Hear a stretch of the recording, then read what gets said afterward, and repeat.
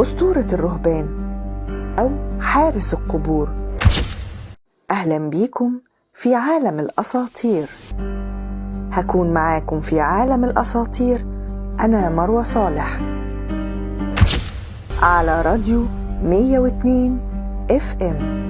أسطورة الرهبان أو حارس القبور واحدة من الأساطير التونسية، وبتحكي الأسطورة إن الرهبان رجل مزيج من الإنس والجن، له 6 صوابع في اليد الواحدة، طويل القامة، أبيض اللون، صاحب عيون زرقاء ورموش صفراء، متواجد في أي مكان، ممكن يكون جنبك، لكن لو دققت النظر هتعرف إنه هو الرهبان، وده من إيده الطويلة اللي دايما مخبيها.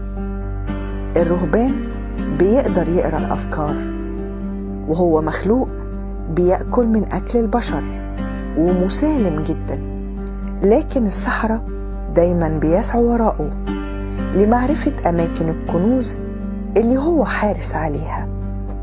بتبدأ الأسطورة التونسية برجل مهووس بيحب جمع الكنوز، خد معاه التعويذات على أوراق لاستحضار الرهبان، وبعد رحلة طويلة وصل الرجل لمكان بعيد على قمة جبل، وأشعل النار ووضع التعويذات ونادى على الرهبان، واستجاب الرهبان للرجل وحضر، وطلب الرجل من الرهبان يخبره بمكان الكنوز، ووافق الرهبان وخدوا لأحد الوديان وطلب منه الحفر تحت حجرة، ووجد الرجل صندوق خشب مليء بالذهب، لكن الرهبان اشترط عليه انه ياخد القليل من الذهب، لكن الرجل طمع في الصندوق كله.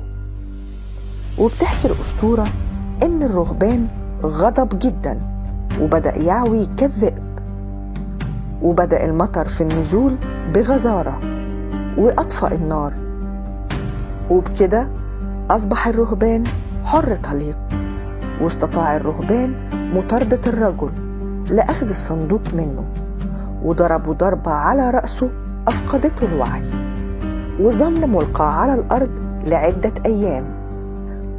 وبمرور قافلة وجدوا الرجل ملقى على الأرض، وقدموا له الطعام والشراب وأنقذوه، وحكى لهم حكاية الرهبان. وكعادة أي أسطورة، بعض الناس صدقتها والبعض الآخر كذبها، وظلت الأسطورة سنوات وسنوات في التراث التونسي. استنوني في حلقة جديدة في عالم الأساطير على راديو 102 FM.